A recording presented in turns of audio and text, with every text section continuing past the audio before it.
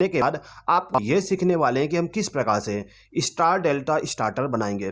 दोस्तों, मुझे मालूम है कि आप लोगों ने इससे पहले भी स्टार डेल्टा स्टार्टर का वीडियो जरूर देखे होंगे और मैं यहाँ पे गारंटी के साथ भी कह सकता हूँ कि उस वीडियो को देखने के बाद आपको अभी तक स्टार डेल्टा स्टार्टर का वायरिंग करना नहीं आया होगा। तो चलिए दोस्तों, आज के इस वीडियो के माध्यम से हम स्टार डेल्टा स्टार्टर बनाना सीख लेते हैं। ये जो स्टार्टर का वायरिंग है, इतना आसान तरीके से आपको एक्सप्लेन करूंगा कि आप कभी भी स्टार डेल्टा स्टार्टर का वायरिंग नहीं भूलोगे। चलिए दोस्तों, वीडियो को स्टार्ट करते हैं। जैसा कि आपको मालूम है कि जो हमारा स्टार डेल्टा स्टार्टर होती है उसमें हमें 3 कॉन्टेक्टर इस्तेमाल करना पड़ता है। एक कॉन्टेक्टर हमारा मेन के लिए होता है, सेकंड कॉन्टेक्टर हमारा स्टार के लिए और थर्ड कॉन्टेक्टर हमारा डेल्टा के लिए इस्तेमाल किया जाएगा। अब यहाँ पे जो हमारा कॉन्टेक्टर है, इनको स्टार्ट और स्टॉप करने के लिए पुश बटन का इस्तेमाल करते हैं। एक पुश बटन हमारा स्टार्ट के लिए होगा और एक पुश बटन हमारा स्टॉप के लिए होगा। यहाँ पे जो स्टार्ट पुश बटन होगा वो एनो कॉन्टैक्ट होता है और जो स्टॉप पुश बटन होता है वो एनसी कॉन्टैक्ट होता है। इसके अलावा जो हमारा मोटर होता है, मोटर को ओवरलोड से प्रोटेक्ट करने के लिए हम यहाँ पे एक ओवरलोड रिले का इस्तेमाल करते हैं। दोस्तों, जो स्टार डेल्टा स्टार्टर होती है उसमें जो स्टार कॉन्टैक्टर और जो डेल्टा कॉन्टैक्टर होता है, इन दोनों कॉन्टैक्टर को हमें एक एक करके चालू करना पड़ता है। यानी कि सबसे पहले हमारा स्टार कॉन्टैक्टर ऑन होगा, उसके कुछ समय के बाद जब हमारा स्टार कॉन्टैक्टर ऑफ हो जाए तो तुरंत ही हमारा डेल्टा कॉन्टैक्टर ऑन होना चाहिए। तो यहाँ पे जो स्टार कॉन्टैक्टर और जो डेल्टा कॉन्टैक्टर है, इनको चालू और बंद करने के लिए हम टाइमर का इस्तेमाल करते हैं। यहाँ पे जो मैं टाइमर इस्तेमाल करने वाला हूँ वो है टेंस कंपनी का टाइमर। यहाँ पे जो हमारे पास में टेंस कंपनी का टाइमर है, इस टाइमर का थोड़ा सा एडिशनल बेनिफिट है। क्या बेनिफिट है, चलिए एक बार समझ लेते हैं।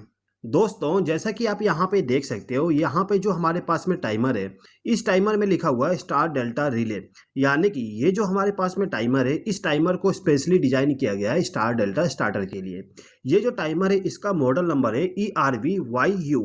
यहाँ पे जो टाइमर है इसका एडिशनल बेनिफिट ये है कि इस टाइमर में आपको यहाँ पे 2 टाइम को सेट करने का ऑप्शन मिल जाता है। यहाँ पे जो पहला रोटरी स्विच है, इसके द्वारा हम स्टार कॉन्टैक्टर और डेल्टा कॉन्टैक्टर में जो चेंजेस करते हैं, यानी कि स्टार कॉन्टैक्टर को ऑफ करके डेल्टा कॉन्टैक्टर जो ऑन करते हैं उसका टाइम यहाँ पे सेट करते हैं। इसमें यहाँ पे टाइम सेट करने के लिए आपको 0.1 सेकेंड से लेके 30 सेकेंड का टाइम दिया गया है। उसके बाद यहाँ पे आप देख सकते हो एक और टाइम सेट करने का ऑप्शन दिया गया है। ये जो यहाँ पे टाइम सेट करने का ऑप्शन दिया गया है, ये इंटरलॉकिंग के लिए है। यानी कि जो हमारा स्टार कॉन्टैक्टर होता है और जो डेल्टा कॉन्टैक्टर होता है वो दोनों एक साथ ऑन ना हो जाए, उसके लिए यहाँ पे थोड़ा सा डिले टाइम रखा गया है।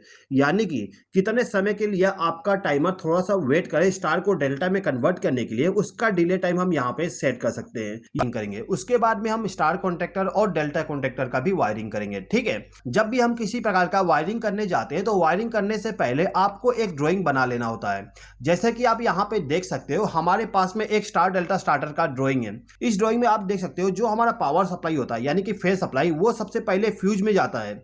यहाँ पे हमारे पास में फ्यूज नहीं है, इसलिए यहाँ पे हम एक MCB का इस्तेमाल करने वाले हैं। ठीक है, उसके बाद जो हमारा पावर सप्लाई होता है वो ओवरलोड रिले के NC कॉन्टैक्ट में जाता है।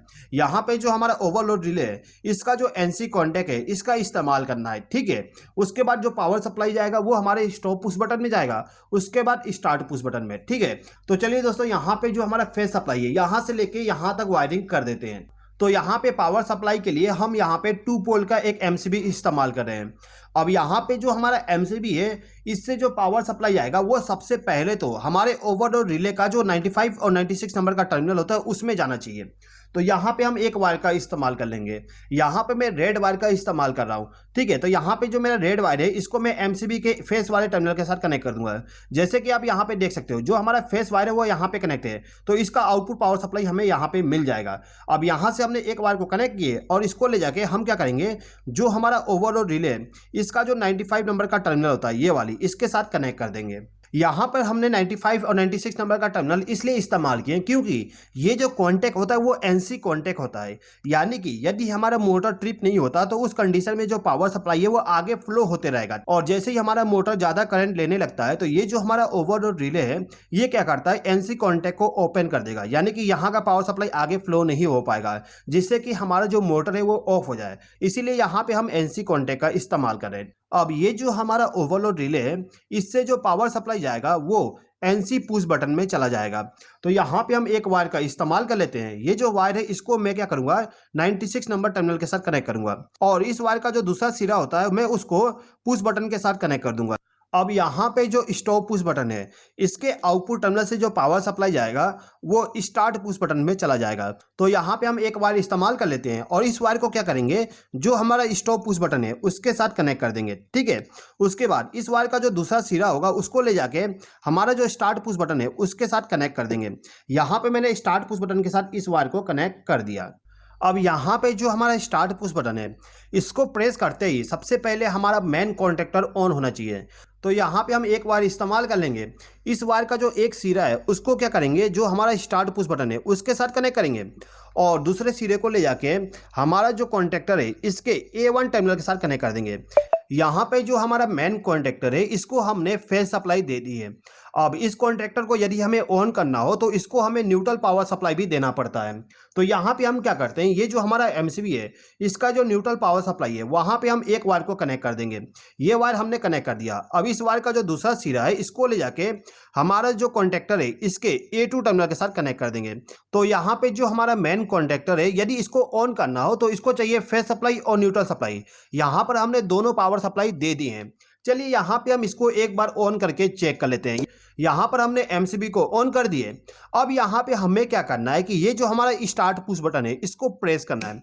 इसको मैंने प्रेस करके अभी रखा हूँ, हमारा कॉन्टैक्टर ऑन है। इसको रिलीज करता हूँ, हमारा कॉन्टैक्टर ऑफ हो जाता है, यानी कि यहाँ पे हमारा कॉन्टैक्टर होल्ड नहीं हो पा रहा। प्रेस करने पे ऑन होता है और छोड़ने के बाद ऑफ हो जाता है। ठीक है, अभी यहाँ पे प्रॉब्लम क्या है एक बात समझ लेते हैं। देखिए यहाँ पे जो हमारा ड्राइंग है, इस ड्राइंग में आप देखोगे तो यहाँ पे जो हमारा स्टार्ट पुश बटन है इसके पैरेलल में यहाँ पे एक एनो कॉन्टैक्ट इस्तेमाल किया गया है। यहाँ पे जो एनो कॉन्टैक्ट है वो मेन कॉन्टैक्टर का एनो कॉन्टैक्ट है, यानी कि ये जो हमारा मेन कॉन्टैक्टर है ये वाली, इस कॉन्टैक्टर का जो एनो कॉन्टैक्ट है ये वाली, इनका इस्तेमाल करना पड़ेगा हमें इस पुश बटन के पैरेलल में। तो यहाँ पे मैं इस वायर का इस्तेमाल कर लेता हूँ। ये जो हमारा वायर है, एक वायर को मैं ले जाके हमारा जो स्टार्ट पुश बटन है इसके इनपुट पे कनेक्ट करूंगा और दूसरे को एनो पे कनेक्ट करूंगा। इसको मैं कनेक्ट कर देता हूँ।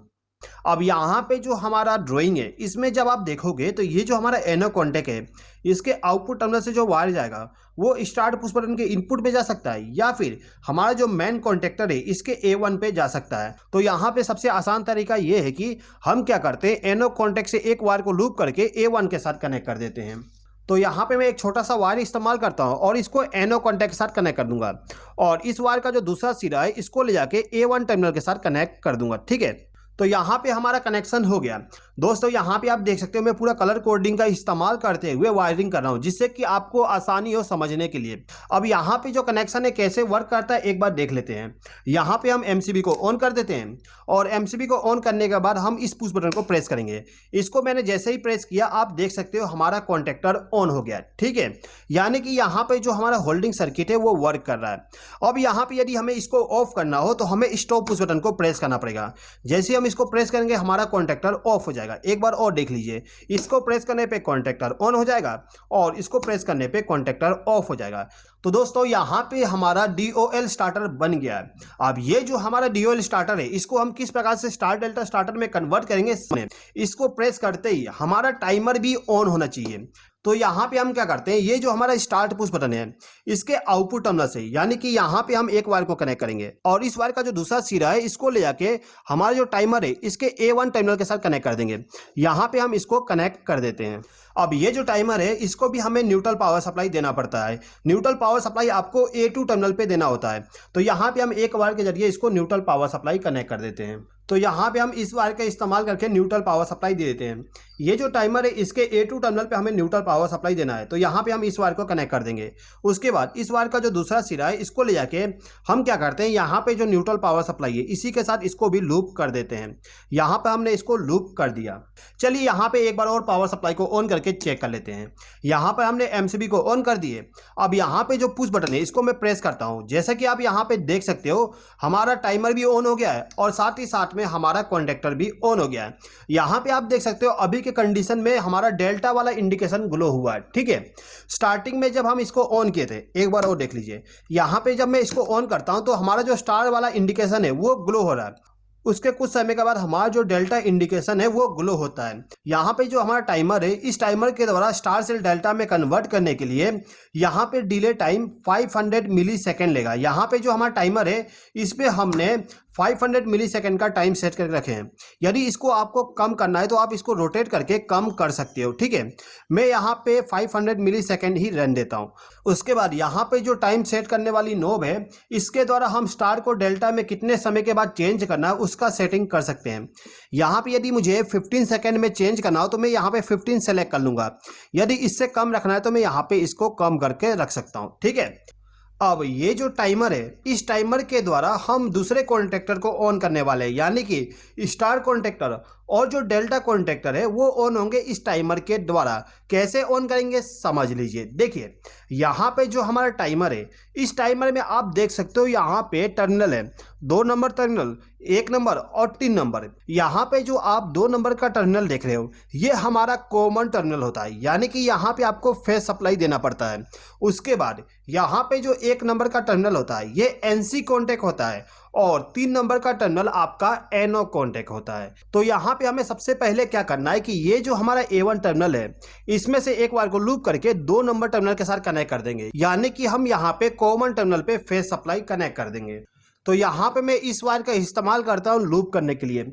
अब यहाँ पे हमें क्या करना है, ये जो टाइमर है इसका जो एनसी कॉन्टेक्ट होता है उसके द्वारा हमें स्टार कॉन्टेक्टर को ऑन करना है। यहाँ पे हम एनसी कॉन्टेक्ट के द्वारा स्टार कॉन्टेक्टर को इसलिए पावर सप्लाई देंगे क्योंकि सबसे पहले हमें स्टार कॉन्टेक्टर को ऑन करना होता है, लेकिन इसके बीच में हम एक इंटरलॉकिंग भी इस्तेमाल करेंगे। क्या इंटरलॉकिंग इस्तेमाल करेंगे समझ लीजिए। देखिए यहाँ पे हमारा टाइमर है, इसको हमने यहाँ पे फेस सप्लाई कनेक्ट कर दिए। आप यहाँ पे देख सकते हो जो हमारा फेस सप्लाई वो यहाँ पे लूप है, यानी कि जो हमारा टाइमर है उसका जो कॉमन टर्मिनल है उसके साथ हमने वायर को लूप कर दिए है। ये ऊपर वाला टर्मिनल हमारा कॉमन के लिए। अब यहाँ पे जो टाइमर का एनसी कॉन्टेक्ट है इससे जो पावर सप्लाई जाएगा वो डेल्टा कॉन्टेक्टर के एनसी कॉन्टेक्ट में चला जाएगा, यानी कि ये जो हमारा डेल्टा कॉन्टेक्टर है इसका जो एनसी कॉन्टेक्ट है, यहाँ पे एनसी कॉन्टेक्ट नहीं है इसलिए हम यहाँ पे एक एटम ब्लॉक का इस्तेमाल करेंगे। ये जो हमारा एटम ब्लॉक है इसमें एक एनसी कॉन्टेक्ट है। तो यहाँ पे हमें क्या करना है कि ये जो 1 नंबर का टर्मिनल है इसमें हम एक वायर को कनेक्ट कर देंगे और इस वायर को ले जाके हमारा जो डेल्टा कॉन्टेक्टर है इसका जो एनसी कॉन्टेक्ट है, ये वाला एनसी कॉन्टेक्ट है, इसके साथ मैंने इस वायर को कनेक्ट कर दिया है। अब यहाँ पे हमें क्या करना है, ये जो एनसी कॉन्टेक्ट का आउटपुट है इसमें से एक वायर को लूप करके हमारा जो स्टार कॉन्टेक्टर है इसके A1 टर्मिनल के साथ कनेक्ट कर देंगे। तो यहाँ पे हम इस वायर का इस्तेमाल कर लेते हैं। इस वायर के एक टर्मिनल को एनसी कॉन्टेक्ट के साथ कनेक्ट करेंगे और इस वायर का जो दूसरा सिरा है इसको ले जाके A1 टर्मिनल के साथ कनेक्ट कर देंगे इस प्रकार से। अब यहाँ पे हमें क्या करना है कि ये जो हमारा डेल्टा कॉन्टेक्टर है इसका जो एनसी कॉन्टेक्ट है उसके आउटपुट टर्मिनल से, यानी कि यहाँ से एक वायर को हम कनेक्ट कर देंगे, ठीक है। और इस वायर का जो दूसरा सिरा होता है इसको ले जाके हमारा जो स्टार कॉन्टेक्टर है उसके A1 टर्मिनल के साथ कनेक्ट कर देंगे।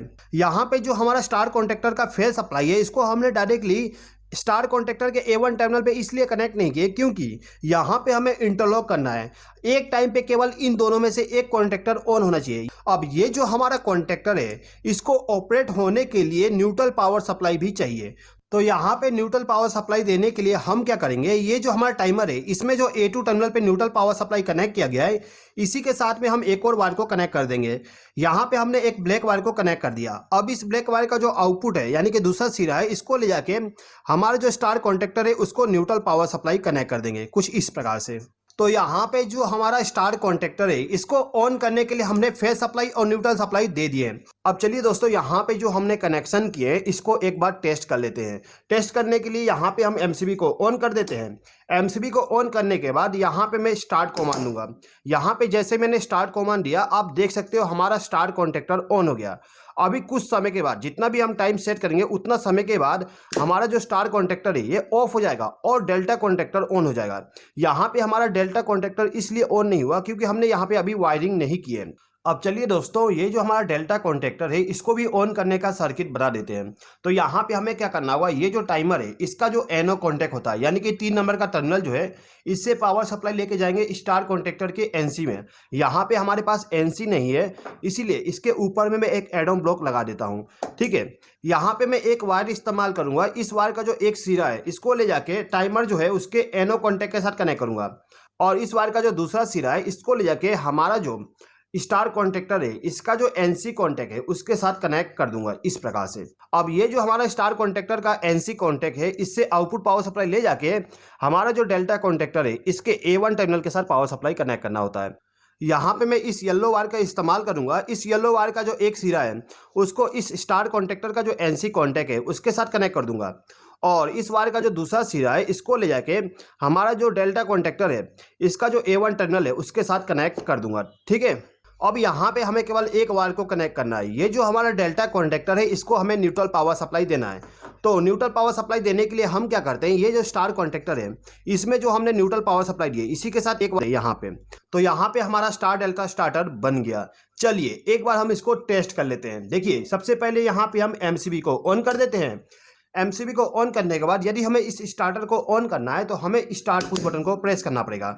आप देख सकते हो स्टार कॉन्टेक्टर ऑन हो चुका है। ठीक है, अब कुछ समय के बाद जितना भी हम टाइम इसमें सेट किया हूं उतने समय के बाद में हमारा स्टार कॉन्टेक्टर ऑफ होगा और डेल्टा कॉन्टेक्टर ऑन हो जाएगा। आप यहां पे देख सकते हो डेल्टा कॉन्टेक्टर ऑन हो गया और स्टार कॉन्टेक्टर अभी ऑफ है। अब यहाँ पे जो हमारा डेल्टा कॉन्टेक्टर है तब तक ऑन रहेगा जब तक कि हम स्टॉप पुश बटन को प्रेस ना करें। यहाँ पे जैसे ही हम इसको प्रेस करेंगे हमारा स्टार्टर ऑफ हो जाएगा। ठीक है, यहाँ पे हम दोबारा से इसको ऑन करते हैं। यहाँ पर हमने ऑन किया, स्टार कॉन्टेक्टर ऑन हो गया। कुछ समय के बाद हमारा डेल्टा कॉन्टेक्टर ऑन हो जाएगा।